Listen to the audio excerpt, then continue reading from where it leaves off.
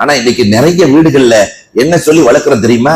கொப்பனை நம்பாத, அது லூசு, அது பேச்சை கேட்டா நீ விளங்க மாட்ட. நகர்ப்புறங்களில் இது அதிகரித்திருக்கிறது.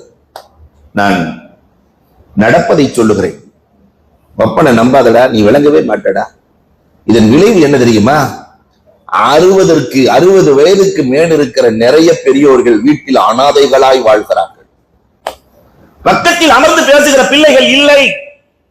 உங்க வாழ்க்கையில் ஏற்பட்ட கஷ்ட நஷ்டங்கள் என்ன, மேடு வெள்ளங்கள் என்ன என்று பெற்றோர் சொல்ல நினைத்தாலும் கேட்கிற பிள்ளைகள் இல்லை.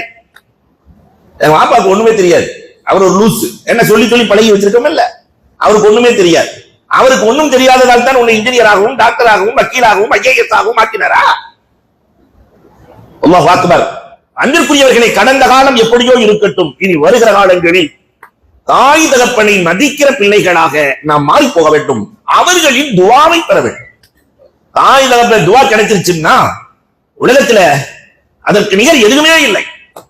ஹஜ்ல ஒரு தாயாருக்கு கால் உடைஞ்சு போச்சு. கால் உடைஞ்ச தாயாரை கூட்டிட்டு வந்து ஹிதமத்து செய்வதை கண்ணால் கண்டேன். அந்த தாய் எவ்வளவு துவா செய்திருக்கும் யோசிக்க வேண்டும். பெற்றோரை மதித்தவர்கள் இந்த உலகத்திலும் மறு உலகத்திலும் தோற்றதாக வரலாறு இல்லை. பெற்றோரை மதிக்காதவர்கள் இந்த உலகத்திலும் மறு உலகத்திலும் ஜெயித்ததாகவும் வரலாறு. இந்த மரியாதை புரிந்து கொண்டு வருகிறது. தாயார் தகப்பனார், தாயார் 10 மாதம் சுமந்து பெற்று தருகிறாள் இல்லையா? 10 மாசத்துல இறக்கி வச்சிடறா. ஆனா தகப்பன் அப்படி இல்லை.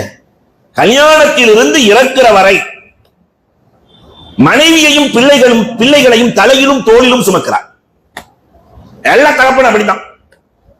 மனைவியையும் பிள்ளைகளையும் இறக்கி வைக்கிறதே இல்லை. சம்பாதிக்கிறதுல யாருக்கு? மனைவிக்கு, மக்களுக்கு. தனக்குன்னு சம்பாதித்தவர்கள் இருக்கிறார்களா? வயலானவங்கள்ட்ட போய் கேட்டு பாருங்க. நான் ஃப்ரீயா இருக்கேன், என் பேர்ல எதுவும் இல்லை, எல்லாம் மனைவி மக்கள். இவருக்குன்னு சேர்த்து வச்சிருக்கிறது என்ன தெரியுமா?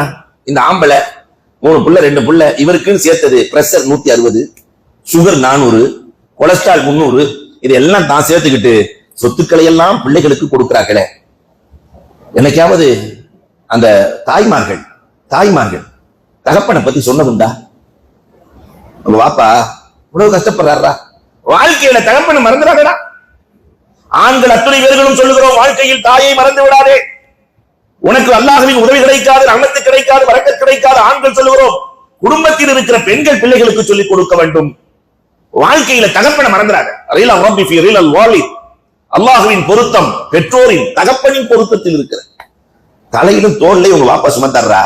நீ வாழ்க்கையில வாப்பாவை மறந்துடாதடா. வாழ்க்கையில மறக்க கூடாதுடா.